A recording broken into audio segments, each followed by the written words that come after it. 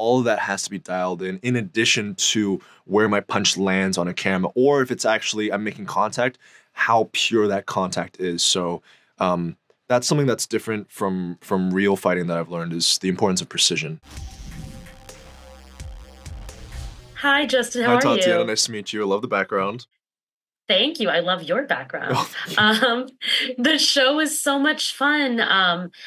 And I just want to know what it was like for you. Like, first off, what was that audition process like for you? Mhm. And then when you found out that Michelle Yeoh is going to be your mom, what's that experience? Totally. So it was actually quite a long audition process. I think for me it was around 7 or 8 weeks.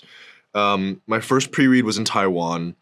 I remember reading the script and the sides and the breakdown and immediately feeling like I knew who this was. Like I immediately was like, this is me. Like I know I can do this. So that gave me a lot of confidence and peace going into the audition process. And the successive callbacks week after week were all at like 6 in the morning. So I'd get up at 4:30, get a quick workout and shower, get into character and do all of that. But fortunately it worked out in terms of doing it over Zoom. And then I didn't hear anything for 2 weeks. I'd already committed to shoot a indie feature in Taiwan at the time, and they asked me if I could come back to do an in-person audition. And I told them, look, I can't do that. Like I've committed to this and I need to see it through. And so they said, okay, we'll wait. And I was like, oh, that's a great sign. So after I wrapped, I flew back and I had a couple days to get over jet lag. And the final audition was, I don't know, it was like a 3 hour long mix and match with different actors. And I gave it everything I had. I left it all out there. And then a few days later, the casting director, Jenny Ju, she texts me. She's like, can we talk? And in my mind, I'm like, what is there to talk about? Just tell me I got it or not. And so they start going like, thank you so much for being here. You know, it's a really difficult decision, but ultimately, you know, we had to give the decision to Netflix, and you got the part. And I was like, what? And I started crying because in that moment, it felt like it wasn't all for nothing. When I found out that Michelle was rumored to even, it was even being rumored to be a part of the cast, I had just seen Everything Everywhere, and within the first 5 minutes, I was ugly crying because I don't know. I was like, this woman might play my mom. Like, how crazy is that?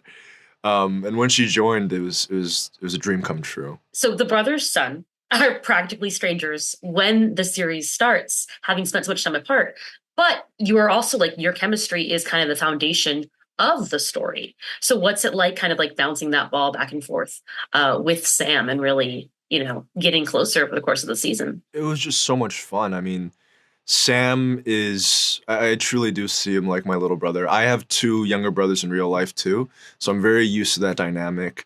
Um, he's just so naturally funny. Like I look at him and sometimes I'm just already entertained, but he's also so relentlessly positive and cheery, and that's something that I really admire about him. So, you know, the long days, the long hours, it was easy with him because I knew that he was always going to have a good attitude, and it was a lot of fun. So that chemistry definitely fortunately came quite naturally for us. The family setup for the Suns is very unique, and yet Charles seems like he feels like he knows exactly what his place is and what he's meant to be doing until he gets to the U.S. maybe and sees Eileen with her other son and is like, "Wait a second." Yeah. So can you talk about like going from sort of like being like a leader in your family to feeling out of place in the household? That's a wonderful question. I think for Charles, he's a broken and tortured soul that deals with a lot of guilt. I think Charles blames himself for Bruce and Mama Son leaving. I think he remembers that the young chairleg moment and feels like it's his fault. So because he has this guilt, I think he's grown up thinking that the life that he has is all that he deserves and he should be happy with it because he can still survive. He can make a living. He has a purpose to serve. I think he at times deals with a lot of self-loathing and self-hatred and sees himself as a bit of a monster, but at least he is a monster with a purpose to serve. And when he comes to the States, I think that's when he starts to realize that no matter what his past is, other people may judge him, other people may, you know, decide that he is one thing or another, but he himself, if he can find it within himself to forgive himself, then maybe he can have a shot at having some semblance of a normal life. The show is filled with martial arts, choreographed violence, action sequences that you are a very large part of. How did you prepare for those scenes? And was there any aspect of it that was hardest for you? I have a background in Muay Thai and Jiu-Jitsu. I've been doing Muay Thai for about 10 years and Jiu-Jitsu for the last 4. I just got my blue belt. But I was really lucky to be training under the tutelage of Justin Yeoh, Michael Lair, and Eric Brown, who are all from the original John Wick films. I was lucky I had a 3-month stunt training period before we started production. And so in a week, it was a maximum of 10 or 11 sessions of stunt training, choreography, weapons training, and weightlifting to get my body ready for the role. The most challenging part of it, apart from the sheer volume of some of the fights, I'd say the thing that I picked up the most was the importance of precision.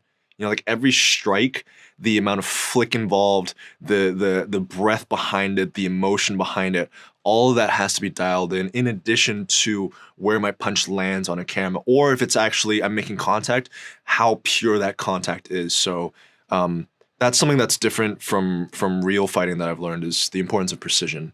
Not that it's not important in real fighting as well, but more so in film fighting. As a rom-com enthusiast, okay, another dynamic that I was deeply invested in, wonderful, was Charles and Alexis, which was a whole roller coaster of emotions that we don't have to talk about, where it goes. But what's it like to kind of dive into this relationship that's already has a backstory? Mm-hmm. We don't get to see it, but we know that they've come from a past together that plays into every scene. It's a great question. I had a wonderful time working with Heidi Kwan. I knew that any day that she was on the call sheet, it was going to be a good day. It's one of my favorite aspects of Charles's character because I think it represents the last time that he truly felt a sense of pure childlike joy. And I think he holds on to that memory. And I think part of him is hoping when he goes to LA, I think I decided that Charles had kept tabs on Alexis. And part of him was hoping that somehow she would find him. Because I think even though he might not think he deserves it, he yearns for a sense of romantic connection and love. And I think he did feel that when he was a kid with Alexis in Taipei. So it's one of the last beautiful memories that he has that I think he's always trying to hold on to. Without spoiling, I'll say, yeah. I watched the whole show, and Thank then you. I was I'm so happy to hear that. Season 2.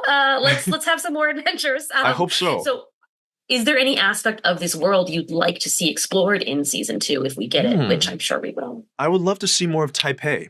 I grew up there. I think it would be amazing if we could shoot a couple of episodes there.